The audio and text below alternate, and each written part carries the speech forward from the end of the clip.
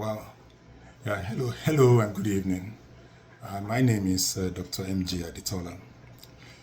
So yesterday, our past supreme leader in Nigeria, General, retired General Ibrahim Badamasi Babangida, wrote his so-called long-awaited memoirs or autobiography. These days, every one of them writes these things. They just repackage a white tissue of lies, and I guess it's an attempt to, make some money, gaslight us. It's been 32 years since he left power, and I guess the assumption is by now everybody will have forgotten, the deep trauma that they left behind. And of course, I guess the height of it is thinking that we've all forgotten, and of course, put all the blames, or subtly so, say, oh, it was Abacha. Abacha was the chief of army staff when he left power, and they left Chief Shunekon behind for, I think, about 2.5 months, and then they edged out Chief Shunekon, and Abacha took over, and then further traumatization of Nigerians continued. I think the title of his autobiography was A Journey in Service. Sadly, they had all the present presidents in there and a plethora of previous head of states. Buhari couldn't come, so he sent a representative.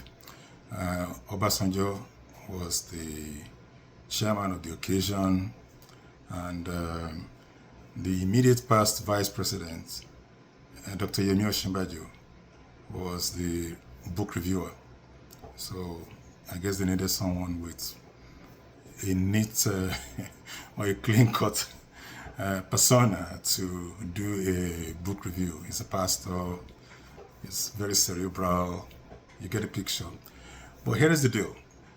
I listened to IBB's own presentation, I listened to Dr. Yemi Osinbajo, and I listened to Dr. Obasanjo. I guess we can call him Doctor. He got a PhD too. Now, Dr. Yemi Osinbajo, sorry, the retired General Obasanjo, or Dr. Obasanjo, said, well, people are going to criticize you, don't listen to them. And then he also went to someone who was dead, Dr. Tunji Braithwaite, the former leader of the Nigerian Advanced Party, former politician back in the late 70s and early 80s, who made a run for the presidency of Nigeria, but he didn't win, but he was a well-spoken lawyer. And Obasanjo said, I once wrote a book, and he criticized me, and somebody asked him, did you actually read Obasanjo's book? And he said, yeah, I didn't read it, but if Obasanjo wrote it, that Obasanjo must be lying.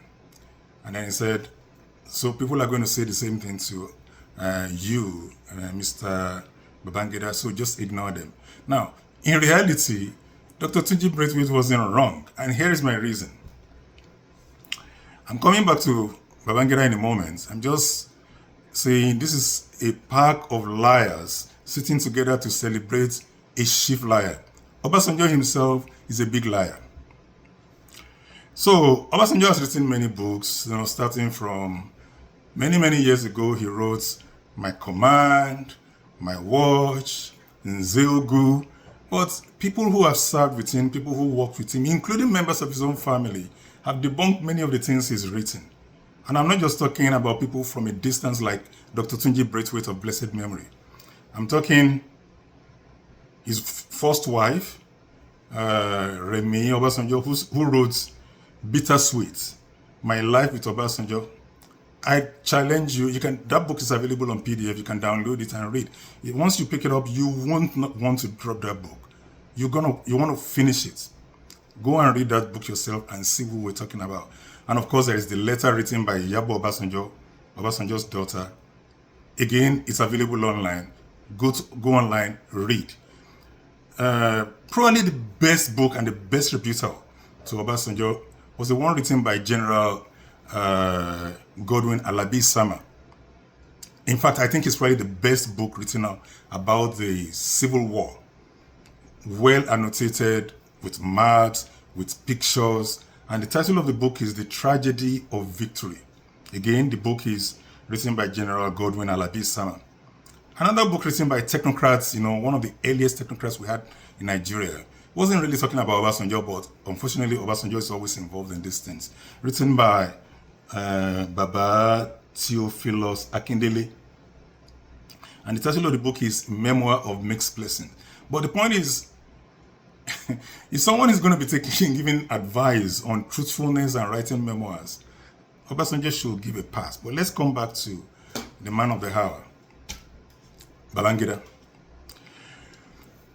What we want to know from Babangida is this. This man ran our country ragged for 8 years. He kept shifting the goalposts. He was going to hand over.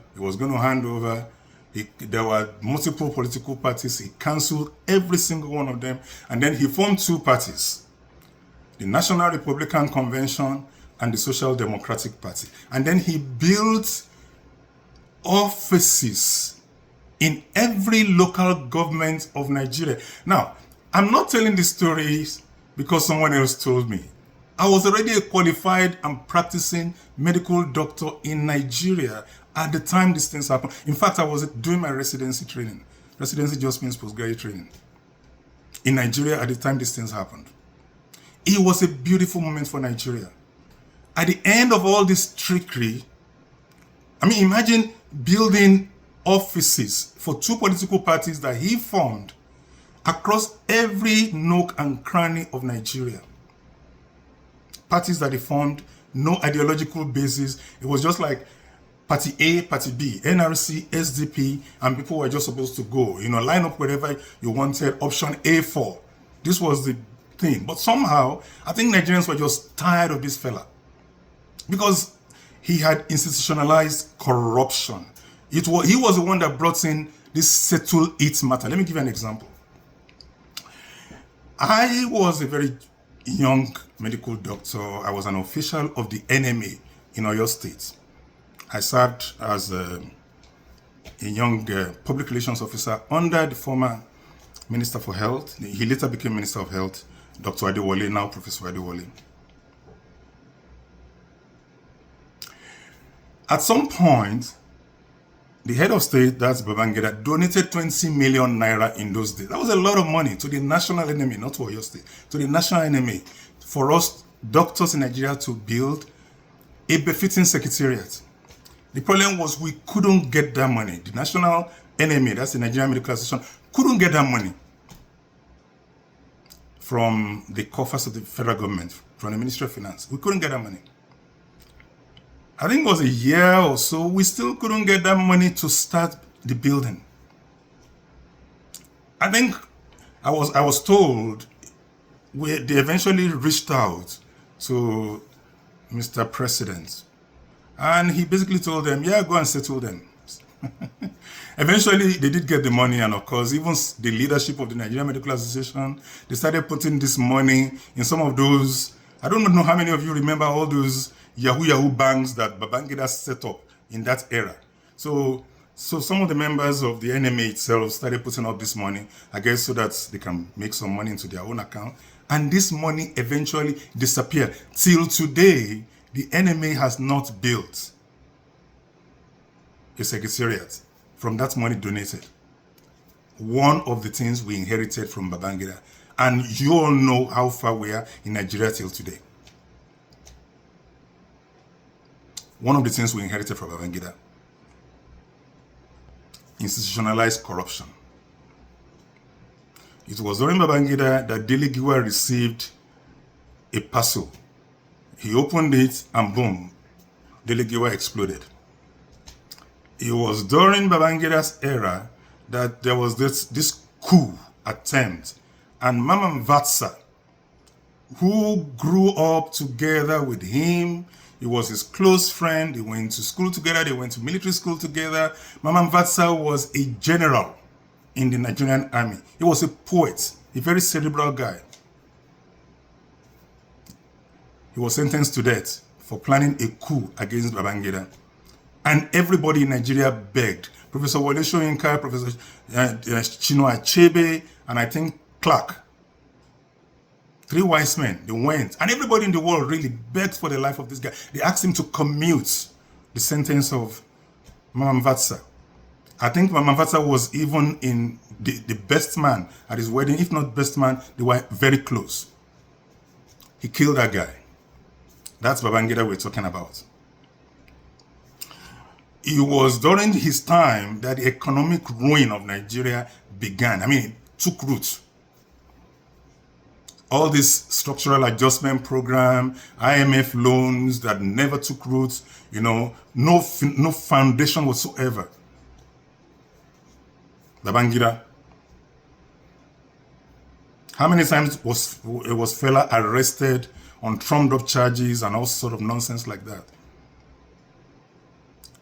Arresting journalists for non-stories. But the height of it was June 12th. June 12th. I mean, for those who were not around at the time, let me tell you what June 12th was. Despite the cancellation of political parties, despite the fact that this was the guy who formed these 2 political parties, Nigerians were still resolved. For the first time,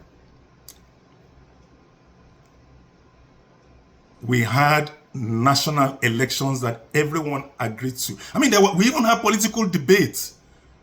When was the last time you had politicians that knew it didn't matter, whether it, even those, I mean, all the elections we've seen in the last 2 decades, Obasanjo refused to debate. The Katsina man, the one who passed away, I forget his name, he refused to debate. Jonathan refused to debate. Even this last one, Buhari, he refused to debate. But in 1993, Bashir Tofa, the man from Kano, and MKO Abiola, they came to debate. It was a national debate. We all watched it on NTA. And Nigerians made up their mind. Not only did they debate, even their vice presidential candidates.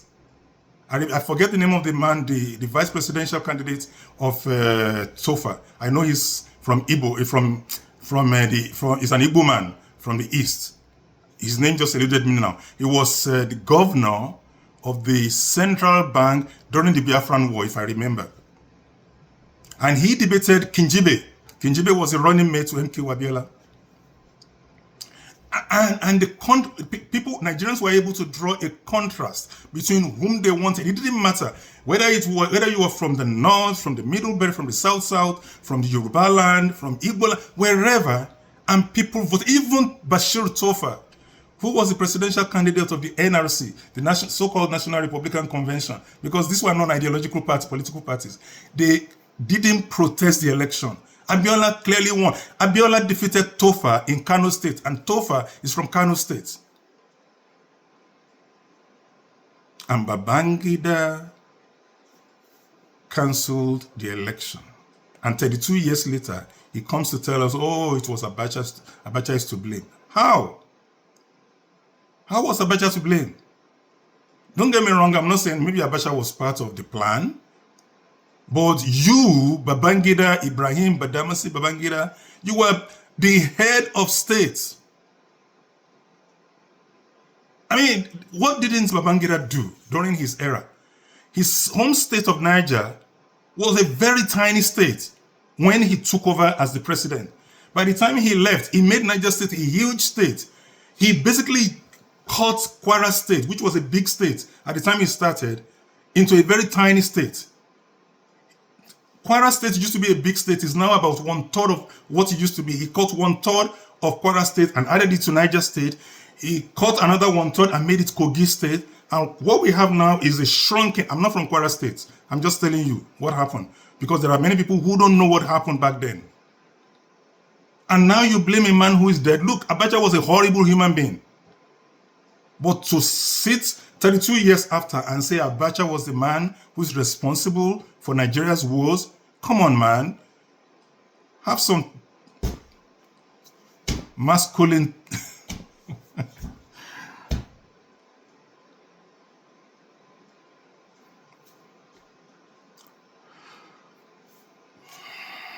32 years after.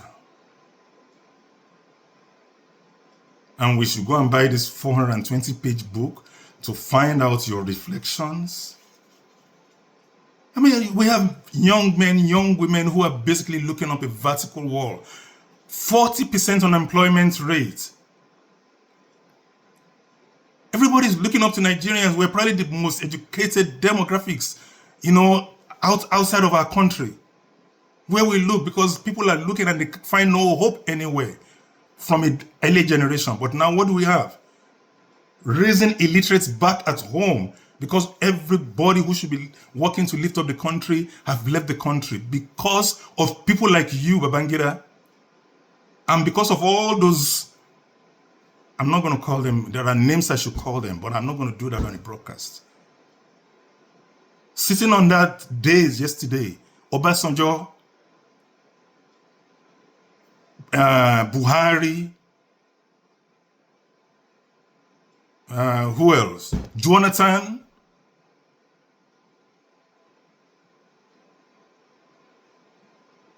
And especially you, Ibrahim Babangida. 8 years of ruin, 8 years of locust, 32 years of thinking. And they say, yeah, we held the best election. But unfortunately, we were not able.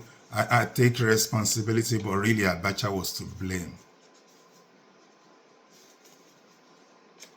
Have some self-dignity, for God's sake. So you stole all the money, you built a house on the hilltop, and now your home state, Niger State, has become a den of robbers, a den of bandits, overrun by bandits. The Bible says, what shall it profit a man to gain the whole world and lose his soul? Babangida, do you have a soul? Do you have a soul?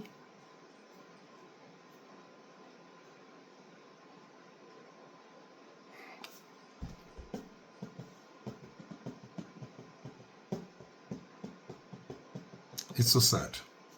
It's so sad. But please, for God's sake, don't gaslight us. Stop lying to us. Stop telling us this BS. You're not apologetic. I guess the height of it for me, some people actually gave this guy 17 billion naira yesterday for the pablum he wrote in that book. Dangote gave him 8 billion. Samad, the guy who's taking over all the limestone in my home state, all the limestones in my home state, gave him 5 billion. And then C.Y. Danjuma, who Obasanjo basically gave the oil license in the Niger Delta, gave him 3 billion. And then some other people chipped in, another 900, almost 1 billion naira. So 16.9 billion naira. All from state patronage. For this useless book that only came to tell us, yeah, Abiola won. We didn't know that. We didn't know that Abiola won. Were we holding our breath for 32 years for you to tell us that Abiola won the election 32 years ago? Come on, Babangida.